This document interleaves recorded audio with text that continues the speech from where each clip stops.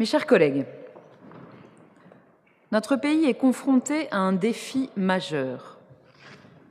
L'emprise croissante des réseaux criminels sur notre société, avec la puissance financière quasi illimitée générée par le narcotrafic, nécessite une prise de conscience collective et implique une mobilisation générale des forces de sécurité intérieure et de la justice. La Bretagne, comme Rennes, a longtemps été préservée de la criminalité organisée. Nous faisons aujourd'hui face aux assauts de réseaux criminels prédateurs venus de la région parisienne ou de la région marseillaise qui se disputent des points de vente à l'arme automatique. Les 2 derniers épisodes de tir, à 15 jours d'intervalle, au niveau de la dalle Kennedy, nous ont toutes et tous profondément marqués, comme ils ont profondément marqué les habitants du quartier et plus globalement les Rennaises et les Rennais.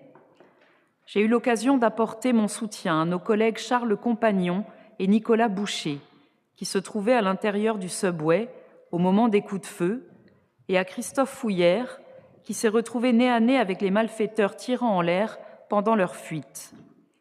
Chacun sait à quel point ces expériences peuvent être traumatisantes.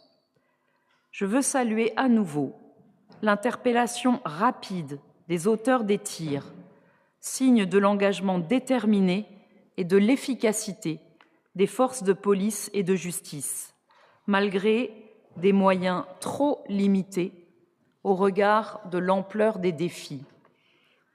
À Rennes comme ailleurs, les citoyennes et les citoyens ont des attentes fortes vis-à-vis des autorités qui doivent les protéger, parce que la sécurité est au cœur du pacte républicain, des missions régaliennes de l'État, mais aussi de l'action différente mais complémentaire de nos collectivités, parce qu'elle est l'une des conditions indispensables à notre cohésion sociale. Cela nécessite une détermination sans faille, des moyens, je le disais, très importants, et par ailleurs une approche globale des maux qui affectent notre société et minent la confiance. Répondre à l'urgence de la précarité et des inégalités, mieux soigner, mieux éduquer, en bref, investir avec détermination pour une société meilleure et plus juste. La semaine dernière, j'ai relevé, comme beaucoup d'entre vous, l'expression du président de la République lors d'une émission de télévision. C'est une course de vitesse, simplement, on a trop tardé sur ce sujet. Nous sommes nombreux à partager ce constat d'une prise de conscience bien tardive au sommet de l'État. Le rapport sénatorial Blanc-Durin sur le narcotrafic l'a parfaitement et objectivement illustré.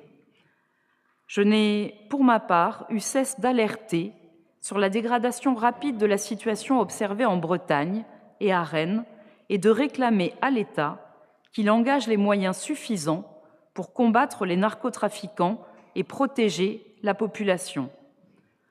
Avec l'adoption de la proposition de loi sur le narcotrafic, l'annonce de nouveaux dispositifs appelés « Ville à sécurité renforcée » par le ministre de l'Intérieur, le temps de la prise de conscience que nous appelons de nos vœux semble venu.